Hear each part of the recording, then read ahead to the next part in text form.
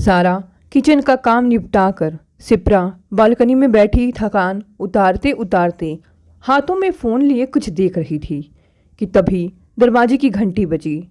दरवाज़ा खोला तो सामने उसकी बचपन की फ्रेंड छाया खड़ी थी। छाया उसकी स्कूल से लेकर कॉलेज तक की सहेली थी।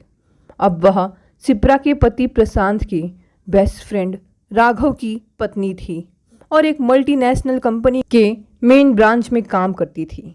सिप्रा के मन में कुछ देर पहले तक शांति थी, अब उसकी जगह खींच ने ले ली थी। फिर भी सिप्रा ने दरवाज़ा खोल हंसकर स्वागत करना पड़ा। अरे तू यहाँ छाया, कैसे याद आई? आ जल्दी से अंदर आ जा। छाया ने अंदर आकर अपनी चालाक नज़रों से पूरे फ्लैट को देखा। सिप्रा ने ड्राइंग रूम को ही नहीं पूरे घर को सुंदर ढंग से सजा रखा था, खुद भी खूब सजी धजी थी। फिर छाया सोफे पर बैठते हुए बोली, इधर एक काम से आई थी तो सोचा तुमसे मिलती चलूं। कैसी है तू सिप्रा? मैं ठीक हूँ, तू अपनी सुना, कैसी है? सामने की दीवार पर सिप्रा के बेटे का फ्रेम में लगा फोटो रखा था। उसे देखते ही छाया ने कहा, सिप्रा तेरा बेटा तो बड़ा हो गया है। हाँ, मगर बहुत शैतान है, सारा दिन परेशान किए रहता है। छाया ने देखा कि यह कहते हुए सिप्रा के चमकते चेहरे पर गर्व छलक रहा था। घर तो बहुत अच्छी तरह से सजा कर रखा है तूने अपना, लगता है बहुत सुघड़ हाउसवाइफ बन गई है। क्या करूं, काम कुछ है नहीं तो घर सजाना ही सही लगता है। अब तो तेरा बेटा भी बड़ा हो गया है, तो नौकरी कर सकती है। साधारण ग्रेजुएशन डिग्री है मेरी, वो भी बीए की, मुझे कौन नौकरी देगा? फिर सबसे बड़ी बात यह कि प्रशांत को मेरी नौकरी करना पसंद नहीं है। तू प्रशांत से डरती है? इसमें डरने की क्या बात है? पति पत्नी को एक दूसरे की पसंद नापसंद का ख्याल रखना तो पड़ता ही है। छाया जोर से हंसी। अगर दोनों के विचारों ख्यालों में ज़मीन आसमान का अंतर हो तो? यह सब सुनकर सिप्रा गुस्सा हो गई तो वह छाया से बोली, अच्छा तू यह बता कि तूने बच्चे के बारे में कुछ सोचा है? छाया ने कंधे झटकते हुए कहा, मुझे तेरी तरह घर में आराम करने की आदत नहीं और ना ही तेरी तरह मुझे अपना जीवन काटना है। मल्टीनेशनल कंपनी का काम आसान नहीं, भरपूर पैसा देते हैं तो दम भी निकाल लेते हैं। अपनी बचपन की फ्रेंड छाया की यह बात रूपा को बिल्कुल अच्छी नहीं लगी। फिर भी सिप्रा चुप रही, क्योंकि छाया की बातें ऐसी कड़वाहट भरी ही होती थी। सिप्रा की शादी मात्र 21 वर्ष की आयु में हो गई थी। लड़का उसके पापा का सबसे खास स्टूडेंट था और उनके अधीन ही पोस्ट ग्रेजुएशन करते ही एक मल्टीनेशनल कंपनी में एग्जीक्यूटिव लग गया था। मोटी तनख्वाह के साथ साथ दूसरी पूरी सुविधाएं भी और देश विदेश के दौरे भी। प्रशांत के स्वभाव और परिवार की अच्छी तरह जांच करके ही पापा ने उसे अपनी इकलौती बेटी के लिए चुना था। हाँ, सिप्रा की माँ को थोड़ी आपत्ति थी, लेकिन समझाने पर वे मान गई थी। पापा फेमस अर्थशास्त्री थे, देश में नाम था। सिप्रा अपने शादीशुदा जीवन से बेहद खुश थी।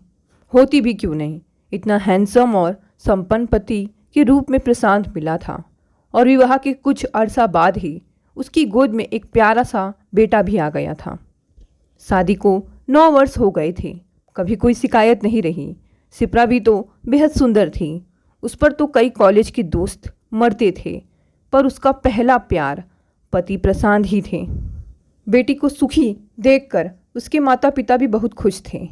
बात बदलते हुए सिप्रा ने कहा, छोड़ इन सब बातों को, हम इतने दिनों बाद मिली हैं, चल सहेलियों की बातें करती हैं।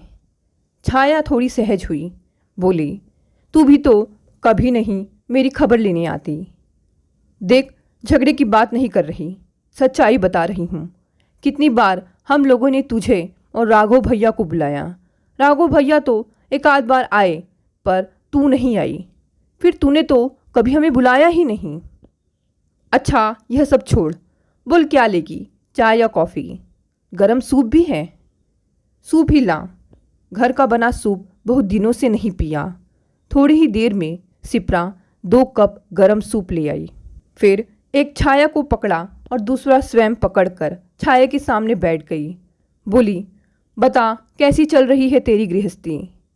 जब शिप्रा सूप लेने गई थी तब छाया ने घर के चारों ओर नज़र डाली थी। वह समझ गई थी कि शिप्रा बहुत सुखी और संतुष्ट जीवन जी रही है। उसका स्वभाव जलन वाला था ही, अतः सहेली का सुख उसे अच्छा नहीं लगा। वह शिप्रा का दमकता नहीं, मलिन व दुखी चेहरा देखना चाहती थी। छाया यह भी समझ गई थी कि शिप्रा के सुख की जड़ बहुत मजबूत है, सहज उखाड़ना संभव नहीं। आज तक वह उसे हर बात में पछाड़ती आई है। पढ़ाई, लेखन प्रतियोगिता, खेल, अभिनय, नृत्य व संगीत सब में वह आगे रहती आई है। शिप्रा है तो साधारण स्तर की लड़की, पर कॉलेज का श्रेष्ठ हीरा लड़का उसके पंजे में आ गया था। फिर समय पर वह माँ भी बन गई। पति, प्रेम, संतान, स्नेह से भरी है शिप्रा। ऊपर से माता पिता का भरपूर प्यार, संरक्षण भी है उसके पास, संपन्नता अलग से। यह सब सोच छाया बेचैन हो उठी कि जीवन की हर बाजी उससे जीत कर वह यह अंतिम बाजी उससे कैसे हार जाएगी। पर करे भी तो क्या, कैसे उसकी जीत को हार में बदले। कुछ तो करना ही पड़ेगा, पर क्या करें, सोचना होगा। हाँ, कोई ना कोई रास्ता तो निकालना ही होगा। मेरी इस सहेली शिप्रा में बुद्धि कम है, उसे बहकाना आसान है, तो कोई रास्ता निकालना ही पड़ेगा। जरूर कुछ सोचेगी वह। अपनी माँ से फ़ोन पर बातें करते हुए शिप्रा ने सहेली छाया के अचानक आने की बात कही तो वे शंकित हो उठी। बहुत दिनों से उसे देखा नहीं, अचानक तेरे घर कैसे आ गई? शिप्रा सहज भाव से बोली, राघव भैया तो आते रहते हैं, वही नहीं आती थी। उनसे दूर की रिश्तेदारी भी है, प्रशांत के भाई लगते हैं और दोस्त तो हैं ही। पर आज बता रही थी कि पास ही ऑफिस के किसी काम से आई थी, तो मुझे उस पर जरा भी विश्वास नहीं। मुझे तो लगता है तेरा घर देखने आई थी। माँ बेटी की बात बीच ही में काटते हुए बोली। यह सुन शिप्रा अवाक रह गई। बोली, मेरे घर में ऐसा क्या है जो देखने आएगी, जो उसके घर में नहीं है? देख बेटी, छाया बहुत धूर्त चालाक है, बिना स्वार्थ के वह एक कदम भी नहीं उठाती। तू उसे ज़्यादा गले मत लगाना। माँ, छाया आती ही कहाँ है, सालों बाद तो मिली है। यही तो चिंता है, सालों बाद अचानक तेरे घर क्यों आई? शिप्रा को हंसी आ गई। ओ माँ, तुम भी कुछ कम नहीं हो। अरे बचपन की सहेली से मिलने को मन किया होगा, क्या बिगाड़ेगी मेरा? मैं यह नहीं जानती कि वह क्या करेगी, पर वह कुछ भी कर सकती है। मुझे लग रहा है वह फिर आएगी। ज़्यादा घुलना नहीं, जल्दी विदा कर देना, बातें भी सावधानी से करना। अब शिप्रा भी घबराई। ठीक है माँ। माँ की आशंका सच हुई। एक दिन फिर आ धमकी छाया। इस बार शिप्रा थोड़ी शंकित तो हुई, पर उसका आना बुरा नहीं लगा। बुरा न लगने का कारण यह था कि प्रशांत ऑफिस के काम से पुणे गए थे और बेटा स्कूल। बहुत अकेलापन लग रहा था। उसने छाया का स्वागत किया। आज वह कुछ शांत सी लगी। इधर उधर की बातों के बाद अचानक बोली, तेरे पास तो बहुत सारा खाली समय होता है, क्या करती है तब? शिप्रा मुस्कुराकर बोली, तुझे लगता है खाली समय होता है, पर होता है नहीं। दोनों बाप बेटे की फरमाइशों के मारे मेरी नाक में दम रहता है। जब प्रशांत बाहर रहता है तब? हाँ, तब थोड़ा समय मिलता है। जैसे आज वे पुणे गए हैं तो काम नहीं है, उस समय मैं किताबें पढ़ती हूँ। तुझे तो पता है मुझे किताबें पढ़ने का कितना शौक़ है। पर तो तू रात में भी सकती है। शिप्रा अब सतर्क हुई। क्यों पूछ रही है? देख शिप्रा, तू इतनी सुंदर है कि 22 से ज़्यादा तू लगती नहीं। एक्टिंग, डांस भी आता है। मेरा एक दोस्त है जिसका खुद का प्रोडक्शन हाउस है। एक नया सीरियल बनाना है जिसके लिए नायिका खोज रहा है। सुंदर भोली सी कॉलेज स्टूडेंट का रोल है। तुझे तो दौड़ कर ले लेगा, कहे तो बात करूं? शिप्रा हंसने लगी। तू पागल तो नहीं हो गई है? क्यों, इसमें पागल होने की क्या बात है? कॉलेज स्कूल की बात और है, सीरियल की बात कुछ और। ना बाबा ना, मुझे घर से ही फुर्सत नहीं, फिर मैं टीवी पर काम करूं, यह कोई पसंद नहीं करेगा। अरे पैसों की बरसात होगी, तू क्या पति से डरती है? उनकी छोड़, उनसे पहले मम्मी पापा ही डांटेंगे। फिर अब तो बेटा भी बोलने लग गया है। मुझे पैसों का लालच नहीं है, पैसों की कोई कमी नहीं है। प्रशांत हैं, पापा हैं।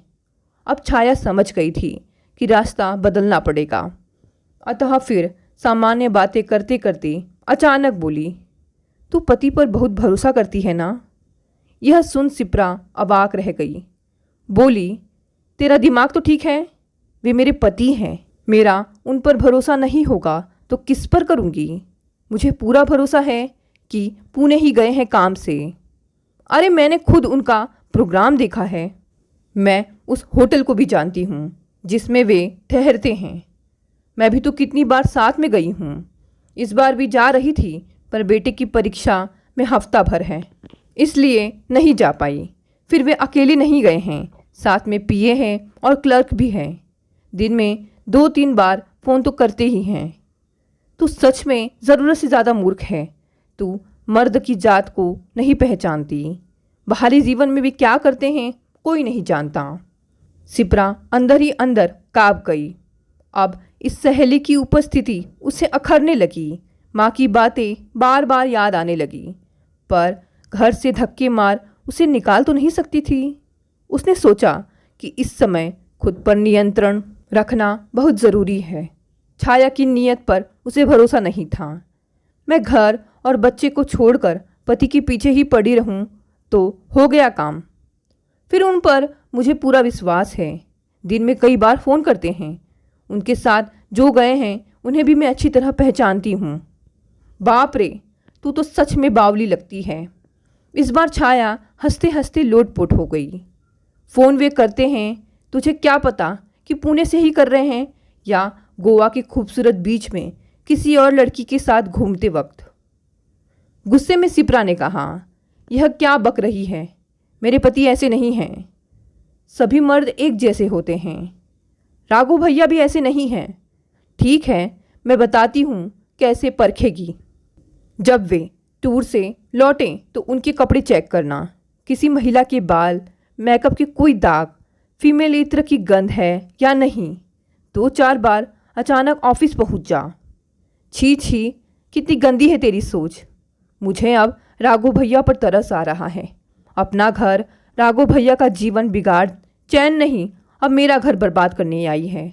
सिप्रा ने मन ही मन कहा, तू जा, मेरे सिर में दर्द हो रहा है, मैं सोऊंगी। छाया का काम हो गया था, अतः वह हंसकर खड़ी हो गई। बोली, जी भर कर सो ले, मैं जा रही हूँ। छाया तो हंसती हुई चली गई, पर सिप्रा खूब रोई। जब बेटा स्कूल से आया तो उसे लेकर सीधे माँ के पास चली गई। माँ ने उसे आते देख समझ गई कि जरूर कोई बात है, पर उस समय कोई बात नहीं की। बेटे और उसे खाना खाने बिठाया। फिर बेटे को सुलाने के बाद वे बेटी के पास बैठी। अब बोल, क्या बात है? सिप्रा चुप रही। क्या आज भी वह छाया आई थी? सिप्रा ने हाँ में सिर हिलाया। मैंने तुझे पहले ही सावधान किया था, वह अच्छी लड़की नहीं है। वह जिस थाली में खाती है उसी में छेद करती है। हाँ, उसकी माँ सौतेली है, यह ठीक है, पर वे उसकी सगी माँ से भी अच्छी है। जब तक वहाँ रही, एक दिन भी उसे चैन से नहीं रहने दिया। बाप से झूठी शिकायतें कर घर को तोड़ने की कोशिश करती रही। पर छाया के पापा समझदार थे, बेटी की आदत को अच्छे से जानते थे और अपनी पत्नी पर उन्हें पूरा विश्वास था। इसलिए छाया मकसद में कामयाब नहीं हुई। अब जब से शादी हुई है तो बेचारे पति के जीवन को नरक बना रखा है। उससे भी अब मन नहीं भर रहा, अब तेरे घर को बर्बाद करने चली आई है। तो क्यों बिठाती है उसे? अब घर आए तो कैसे मना करूँ माँ? एक कप चाय पिला कर विदा कर दिया कर, बैठा कर बात मत किया कर। आज क्या ऐसा कहा जो तू इतनी परेशान है? सिप्रा ने पूरी बात माँ को बताई तो वे संकित हुई और उन्हें गुस्सा भी आया। वे अपनी बेटी को जानती थी कि उसे चालाकी नहीं आती है। उसके घर को तोड़ना बहुत आसान है। फिर बोली, क्या तू यही मानती है कि दामाद जी पुणे नहीं गए हैं? नहीं माँ, मुझे उन पर पूरा विश्वास है। फिर भी तू विचलित है, क्योंकि शक का कांटा वह तेरे मन में गहरे उतार गई है। देख, शक एक बीमारी है। अंतर इतना है कि इसका कोई इलाज नहीं है। दूसरी बीमारियों की दवा है, उनका इलाज किया जा सकता है, पर संदेह का नहीं। छाया ने यह बीमारी तुझे लगाई है। अब अगर तुझसे प्रशांत जी को लगे और तुझ पर शक करने लगे तब क्या करेगी? काँप गई शिप्रा। मुझ पर? क्यों नहीं? उसके पीछे तू क्या करती है? उन्हें क्या पता, हफ्ता हफ्ता बाहर रहते हैं। तब तो तू एकदम आज़ाद होती है। जब तू उन पर शक करेगी तो वह भला क्यों नहीं कर सकते? शिप्रा को काटो तो खून नहीं। देख, पागल मत बन। दूसरों की नहीं, अपने मन की आवाज़ सुनकर चल। तू उस जैसी नहीं है। तेरे साथ बच्चा है। तू साधारण स्तर की पढ़ी लिखी है। बाहरी समाज का तुझे कोई अंदाज़ा नहीं है। अगर वह छाया राघव से तलाक भी ले लेती है तब भी उसे कोई फर्क नहीं पड़ेगा।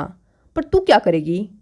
हम हैं, ठीक हैं, पर पापा को जानती है ना कि कितने न्यायप्रिय हैं। तू गलत हुई तो यहाँ से तुझे तिनके का सहारा भी नहीं मिलने वाला। मैं कुछ भी नहीं कर सकती। माँ की बात सुनकर स्तब्ध रह गई शिप्रा की। माँ ने जो कहा स्पष्ट कहा, उचित बात कही। उसके मन में छाया कांटा बोना चाहे और वह बोने दे तो वह अपना ही सर्वनाश करेगी। माँ ने राघव से भी इस विषय पर बात की, यह सोचकर कि भले ही बेटी को समझाया हो उन्होंने, पर उसके मन का कांटा जड़ से अभी नहीं उखड़ा होगा। राघव ने उस दिन अचानक फ़ोन करके शिप्रा से कहा, शिप्रा, बहुत दिन से तुमने कुछ खिलाया नहीं, आज रात डिनर करने आऊँगा। शिप्रा खुश हुई। ठीक है भैया, मैं आपकी पसंद का खाना बनाऊंगी। शाम को राघव प्रशांत के साथ ही आया। शिप्रा ने चाय के साथ पोहे बनाए। राघव ने चाय पीते हुए पूछा, रात को क्या खिला रही हो? आपकी पसंद के हिसाब से शाही पनीर, भिंडी, बूंदी का रायता और पराठे। और कुछ चाहे तो? नहीं नहीं, बहुत बढ़िया मेनू है। तुम बैठो। हाँ प्रशांत, तू एक काम कर, छेना ले आ। प्रशांत छेना लेने चला गया तो राघव ने कहा, शिप्रा, आराम से बैठकर बताओ पूरी बात क्या है। शिप्रा चौंकी। क्या भैया? प्रशांत को लग रहा है तुम पहले जैसी सहज नहीं हो। उसे तुम्हारे व्यवहार से कोई शिकायत नहीं है, पर उसे लगता है कि तुम पहले जैसी खुश नहीं हो। लगता है कुछ तो ज़रूर है तुम्हारे मन में। शिप्रा चुप रही। तुम चुप रहोगी तो तुम्हारी समस्या बढ़ती ही जाएगी। बात क्या है? क्या प्रशांत के किसी व्यवहार ने तुम्हें आहत किया है? नहीं, वे तो कभी तीखी बात करते ही नहीं। देखो, पति पत्नी का रिश्ता बहुत सहज होते हुए भी बहुत नाजुक होता है। इसमें कभी कभी बुद्धि को नज़रअंदाज करके दिल की बात काम करने लगती है। तुम्हारे दिल में कौन सा कांटा चुभा है, मुझे बताओ। शिप्रा ने कहा, ऐसा कुछ नहीं है। देखो शिप्रा, पति पत्नी का रिश्ता एक दूसरे के प्रति विश्वास पर टिका होता है। मुझे लगता है प्रशांत के प्रति तुम्हारे विश्वास की नींव को धक्का लगा है। पर क्यों? प्रशांत ने कुछ कहा है क्या? छाया ने जो शक का कांटा उसके मन में डाला था, उसकी चुभन की अवहेलना नहीं कर पा रही थी वह। इसी उलझन में उसकी मानसिक शांति भंग हो गई थी। अब वह पहले जैसी खिली खिली नहीं रहती थी। उसकी मानसिक उधेड़ बुन उसके चेहरे पर मलिनता लाई ही, साथ ही साथ व्यवहार में भी फर्क आ गया था। उसने सिर झुकाकर जवाब दिया, ऐसा कुछ नहीं है भैया। नहीं शिप्रा, तुम्हारे मन की उथल पुथल तुम्हारे मुख पर अपनी छाप डाल रही है। ज़्यादा परेशान हो तो तलाक ले लो। प्रशांत तुम्हारी खुशी के लिए कुछ भी करने को तैयार है। शिप्रा चौंकी, उसकी आंखें फैल गई। तलाक? क्यों नहीं? तुम प्रशांत के साथ खुश नहीं हो? भैया मैं बहुत खुश हूँ। प्रशांत के बिना अपना जीवन सोच भी नहीं सकती। दोबारा तलाक की बात ना करना। और वह रो पड़ी। तो फिर पहले जैसा भरोसा विश्वास क्यों नहीं कर पा रही हो उस पर? उसे कभी कभी तुम्हारी आंखों में संदेह क्यों दिखाई देता है? मैं समझ रही हूँ, पर अपने मन से कांटा नहीं निकाल पा रही हो ना? यह कांटा छाया ने बोया है। वह फिर चौंकी। राघव को उसने असहाय नज़रों से देखा। शिप्रा कोई मुर्गी अंडा देने योग्य नहीं होती और वह दूसरी मुर्गी का अंडा देना भी सहन नहीं कर पाती।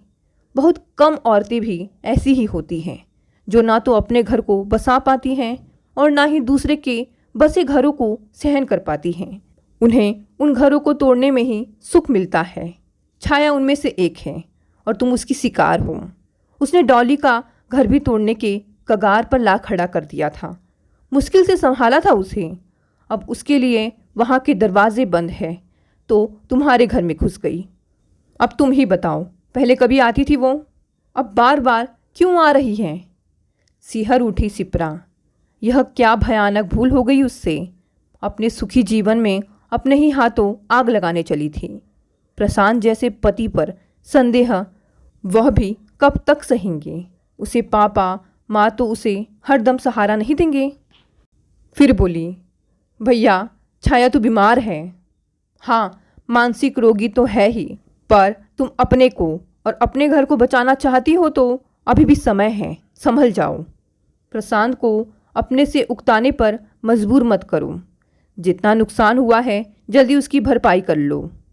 वह मैं कर लूँगी, पर आप? मेरा तो वैवाहिक जीवन कुछ है ही नहीं। मेरा घर भी नौकर के भरोसे चलता है और चलता रहेगा। भैया मैं कुछ करूं? राघव हंसा। क्या करोगी? पहले अपना घर ठीक करो। कर लूँगी, पर आपके लिए भी सोचती हूँ। लो प्रशांत छेना ले आ गया। राघव बोला, शांति प्यार लगाओ जो शिप्रा के हाथ से निकल रहे थे अब उसने फिर उन्हें कसकर पकड़ लिया। मन ही मन शपथ ली कि अब पति पर कोई संदेह नहीं करेगी। फिर सबसे पहला काम उसने जो किया था वह था पति को सब खुलकर बताना। वह समझ गई थी कि लुक्का छुपी करने से लाभ नहीं। जिस बात को छिपाया जाता है वह मन में कांटा बनकर चुभता है और कोई भी बात हो एक ना एक दिन खुलेगा ही। तब संबंधों में फिर से दरार पड़ेगी। इसलिए अपने मन में जन्मे विकार तक को साफ साफ बता दिया। सारी बात ध्यान से सुनकर प्रशांत हंसा। मुझे पता था कि बेमौसम के बादल आकाश में ज़्यादा देर तक नहीं टिकते, हवा का झोंका आते ही उड़ जाते हैं। इसलिए तुम्हारे बदले व्यवहार से मैं आहत तो हुआ पर विचलित नहीं, क्योंकि मुझे पता था कि एक दिन तुम्हें अपनी भूल पर ज़रूर पछतावा होगा और तब सब ठीक हो जाएगा। हमारा तो सब ठीक हो गया, पर नवीन भैया, उनका क्या होगा? छाया के स्वभाव में परिवर्तन लाना नामुमकिन है। नहीं, हमें कोशिश करनी चाहिए। राघव भैया कितने अच्छे हैं। बिगड़े संबंध को ठीक करने के लिए दोनों के स्वभाव में नमनीयता होनी चाहिए, जो छाया में बिल्कुल नहीं है। फिर भी हमें प्रयास तो करना ही चाहिए, शिप्रा ने कहा तो प्रशांत चुप रहे। फिर 2 दिन बाद शिप्रा ने दोनों को डिनर पर बुलाया। दोनों ही आए पर अलग अलग। शिप्रा फूक फूक कर कदम रख रही थी। इस बार छाया को बोलने का मौका ना देकर स्वयं ही हंसे बोले जा रही थी। जरा सी भी बात बिगड़ती देखती तो अपने बेटे को आगे कर देती। उसकी मासूम बातें सबको मोह लेती। पूरा वातावरण खुशनुमा रहा। वैसे भी शिप्रा की आंखों से सुख प्यार झलक रहे थे। छाया के मन में क्या चल रहा है पता नहीं, पर वह सामान्य थी। खाने के बाद सब गर्म कॉफ़ी के कप लेकर ड्राइंग रूम में जा बैठे। बेटा सो चुका था। बात प्रसाद ने शुरू की। यार, काम ऑफिस और घर, इससे तो जीवन ही नीरस बन गया है। कुछ करना चाहिए। राघव ने कहा। क्या करेगा? चल कहीं घूम आए। हनीमून में बस मनाली गए थे, फिर कहीं निकले ही नहीं। हम भी मनाली ही गए थे, अब कहाँ चले? शिप्रा ने कहा। या हम छाया पर छोड़ते हैं। बोल, कहाँ चलेगी? छाया ने कॉफ़ी का प्याला रखते हुए कहा। मनाली तो हो ही आए हैं, गोवा चलते हैं। शिप्रा उछल पड़ी। अरे वाह, देखा मेरी सहेली की पसंद। हम तो सोचते ही रह जाते। वहाँ जाने के लिए समय चाहिए, क्योंकि टिकट ठहरने की जगह बुक करानी पड़ेगी। इस समय सीज़न है, आसानी से कुछ भी नहीं मिलेगा, और वह भी 2 परिवारों का एक साथ। राघव बोला। प्रशांत ने समर्थन किया। यह बात एकदम ठीक है। तो फिर एक काम करते हैं। मेरे दोस्त का एक फार्म हाउस है, ज़्यादा दूर नहीं है, यहाँ से 30 किलोमीटर है। वहाँ आम का बाग है, सब्जी की खेती है, बहुत सुंदर घर भी बना है और एकदम नदी के किनारे। ऐसा करते हैं, वहाँ पूरा दिन पिकनिक मनाते हैं। सुबह जल्दी निकलकर शाम देर रात लौट आएंगे। शिप्रा उत्साहित हो उठी। ठीक है, मैं ढेर सारा खाने पीने का सामान तैयार कर लेती हूँ। कुछ नहीं करना, वहाँ का केयर टेकर बढ़िया कुक है। शनिवार सुबह ही वे निकल पड़े। आगे पीछे 2 कारें फार्म हाउस के गेट पर रुकी। चारों ओर हरियाली के बीच एक सुंदर कॉटेज थी। पीछे नदी बह रही थी। बेटा तो गाड़ी से उतरते ही पके टमाटर तोड़ने दौड़ा। थोड़ी ही देर में गर्म चाय आ गई। सुबह की कुनकुनी धूप सेकते सब चाय पीने लगे। बेटे के लिए गर्म दूध आ गया था। शिप्रा ने कहा, भैया इतने दिनों तक हमें इतनी सुंदर जगह से वंचित रखा, यह तो अन्याय है। राघव हंसा। मैंने सोचा था यह सब फूल पौधे, नदी, हरियाली, कुनकुनी धूप हम मोटे दिमाग वालों के लिए है, बुद्धिमानों के लिए नहीं। ऐसे खुले वातावरण में सबके साथ आकर छाया भी खुश हो गई थी। उसके मन की खुंदक समाप्त हो गई थी। अतः वह हंसकर बोली, तू समझी कुछ? यह व्यंग मेरे लिए है। प्रशांत बोला, तेरा दिमाग भी तो मोटा है, तू कितना आता है यहाँ? जब भी मौका मिलता है यहाँ चला आता हूँ। ध्यान से देखेगा तो मेरे लैंडस्केपों में तुझे यहाँ की झलक जरूर दिखेगी। देखना, यहाँ काम करने वाले सब मुझे जानते हैं। छाया चौकी। तो क्या कभी कभी जो देर रात लौटते हो तो क्या यहाँ आते हो?